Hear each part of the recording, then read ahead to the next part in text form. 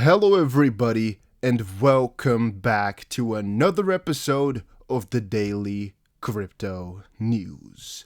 And today we got another episode on CBDCs and of course Ripple and XRP. And if you enjoy those subjects, make sure you support the channel by pressing the like button and subscribing. Now, my question of today, and you have to answer this in the comment section down below, is for the people who are part of crypto for years now, what made you stay? Was it the money, the community, the technology, or all of them? Let us know in the comment section down below. And I'm going to pick a favorite, a winner, and I'm going to pin that comment. Moving further though, it is becoming increasingly more important to focus on the role of these CBDCs, especially if we're considering what XRP's impact will be on it all. Now, one quote that I believe is very important from within Ripple's Insight page is this one right here. RippleNet's on-demand liquidity service allows financial institutions to transact in real time across multiple global markets using the digital asset XRP, and such a solution can also support the direct exchange of CBDCs.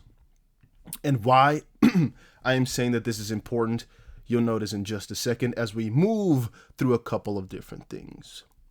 One thing I have just found comes from Benoit Cuire.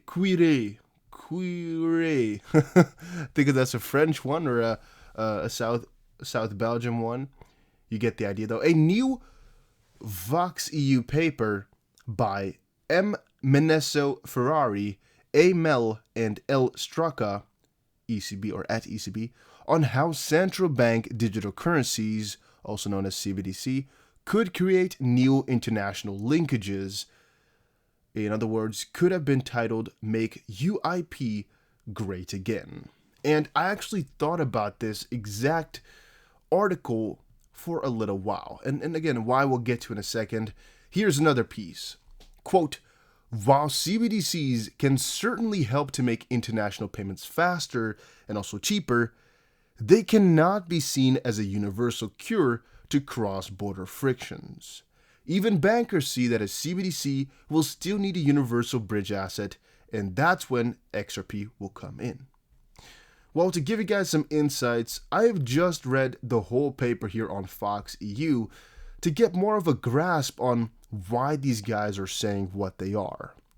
All right, and these guys are Massimo Menesso Ferrari, economist, ECB, Arnaud Mel, advisor, European Central Bank and CEPR research fellow, and Livio Straka, deputy director general, international and European relations at the European Central Bank. So these guys are no small feat, and they definitely talk about something rather interesting.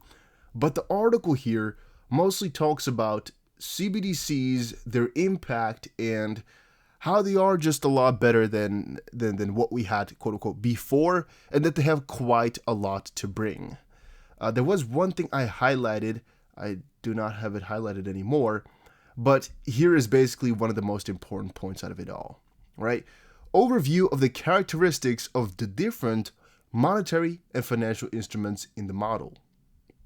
And it comes down. Let's see. Cash is liquid and is quite safe. I'm guessing those X's mean that it has it, because otherwise the CBDC would have nothing. Bonds, well, that's quite scalable and have interest rate. Oh no, they have scalable, safety, interest rate, international use, but not liquid. Deposits, again, not liquid and not really safe. CBDC has it all. The point is, if you really start to think about liquidity, you start to question this. So note, the table summarizes the salient characteristics of the different monetary instruments in this model. These characteristics are governed by key model parameters, including a parameter governing physical storage costs for cash. Other parameters that determine the degree of liquidity services provided by each instrument. Still another parameter which captures risky returns on loan and deposits, and a final parameter which determines the extent of restrictions on cross-border transactions. And actually, that's just one part. The second part is if you start to look at exactly what they mean with liquidity, and if you actually start to see this a little bit further, They briefly touch upon the fact that it could work well not only between countries. I don't know where exactly in the article it says it anymore, but because I read it like 9 hours ago. But they say it could work well within countries, but also actually for partially foreign economies, but also just everywhere around the world. But then I started to think, like, how would that be working out? Because these CBDCs, yes, they offer, I guess, more people the chance to work with sort of banks in a more direct way, right? At least that's what kind of the CBDC purposes of. So, in a nutshell, what a CBD is, it aims at enlarging access to central bank reserves beyond the small realm of commercial banks to the public at large, right? Hopefully my abbreviation that I just said was okay. A concept sometimes referred to as reserves for all, which is kind of fun when you start to sometimes think about XRP as some like a digital reserve type of situation. Cash would no longer be the only form of central bank money through which the public could transact and save. The same could be done with reserves deposited at the central bank. And yeah. Well, what it comes down to, again, kind of can be foiled in with the articles and things I've just shown you, is that it really does not matter too much what type of system comes, as XRP will always be able to be in the middle of it all. So think about a CBDC here. Think about a central bank owning it or having it. One part here they say is that you could transact it with foreign countries, or like here. The CBDC is safe. It is not subject to risk associated with, for example, runs or limited insurance, unlike commercial bank deposits. And finally, in our model, the CBDC can be internationally traded like bonds. It can always be internationally traded. However, still there's an issue between going from one country to another. Because, I mean, this is an extent of the normal fiat, right? At least that's kind of what it purposes of or for, is kind of what they claim. However, let's say it were to replace fiat, or at least not replace it, but be in addition to it. You would still have to go from this quote-unquote fiat, or this currency, or this CBDC that it represents, into some other one. Let's say you were going to move your saving, which is something they claim you could do with the CBDC, in CBDC money, or I guess central bank digital CBD money. Yeah, you would still need to be able to transfer to a different currency, right? Or a different CBDC then. And how will you be able to do that if there are no direct links? I mean, yeah, different countries are talking about making different links, but let's say you are going from country that has 1,000 people but does have its own CBDC to another country that has 5,000 people. How are you going to do that? Well, that can only be done if there's either mutual trust between these two or a direct link, which is often only made when there is mutual trust. What is the other option? Well, the easiest other option would be to go for a link that does not require mutual trust, or any trust at all for that matter, because there's no reserves in that sense, nothing like that needed. The easiest thing that would come to play and come to mind would be XRP, at least in my opinion. Just to be the intermediary, to be the bridge, to be the one that just makes things work, the liquidity provider. Because you're always going to still need that middleman to be able to transact it if there are no direct links. Because basically all that XRP or all that Ripple supposedly has to do is just make sure they have one pair from XRP to whatever currency we're talking about here. Just go to every country and get one single line. That's all they need to do, all right? Get aligned with every CBDC that's out there eventually. That's what they need to do. Ripple right now for 2021 has a mission to be in every country around the world, right? That's what they said. So would it be that much different if they were to also not have connections to every CBDC around the world eventually? I don't think so. And you could say, well, but the US can do the same thing, right? It's not completely true, because XRP is a completely decentralized asset, which is a lot simpler to arrange these things with than a central bank digital currency, which is tied to a government. So the only reason that could work is because, well, people want to be connected to the US.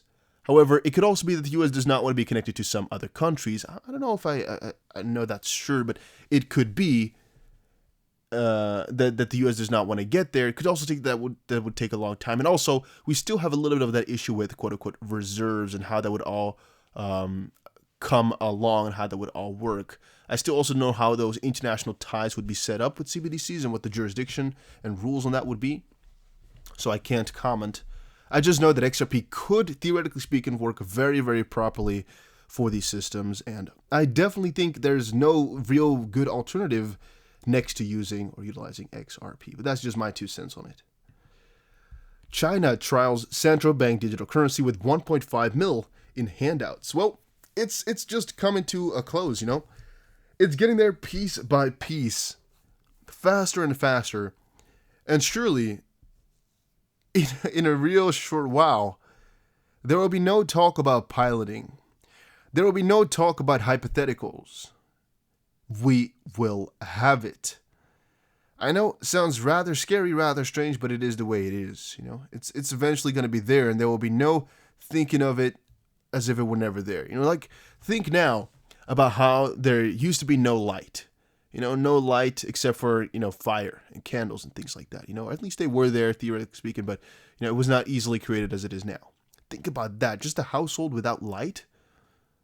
It's so hard to think away. Same thing's going to happen to CBDCs, and same thing's going to happen to crypto eventually. And it really will be in the blink of an eye. Like Bill Gates said, people tend to overestimate what they can do in a year and underestimate what they can do in 10 years. I really see that as true here as well. Within 10 years, guys, the whole way we see these CBDCs will be completely different.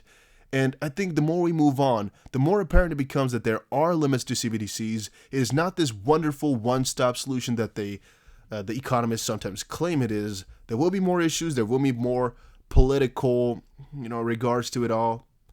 It will all come, but it's just piece by piece. As right now, it would be kind of strange if all these guys in the banks that are trying to get this CBDC rolled out were to say, yeah, you know what, there's so many risks, let's not do it. Because they would rather have it as soon as possible, not thinking about the consequences, not thinking about the ins and outs. But eventually they'll reveal themselves, and I think XRP can solve a very big part of it. Breaking. A group of 7 central banks, together with the Bank for International Settlements, BIS, have published a report laying out the key requirements for creation of a CBDC.